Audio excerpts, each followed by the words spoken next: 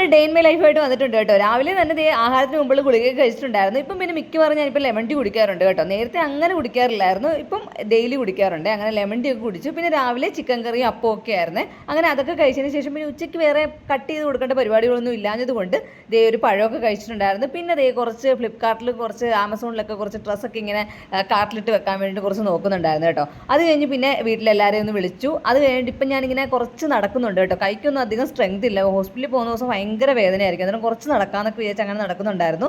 പിന്നെ ജ്യൂസൊക്കെ കുടിച്ചിട്ട് കുളിച്ചിട്ട് വന്നു. അത് കഴിഞ്ഞിട്ടാണ് ഫുഡൊക്കെ കഴിച്ചത്. ചിക്കൻ കറിയും രസമൊക്കെ ആയിരുന്നു. അതൊക്കെ കഴിച്ച് കഴിഞ്ഞിട്ട് ആഹാരത്തിന് ശേഷം കഴിക്കാനുള്ള ഗുളികയൊക്കെ കഴിച്ചിട്ടുണ്ടായിരുന്നു.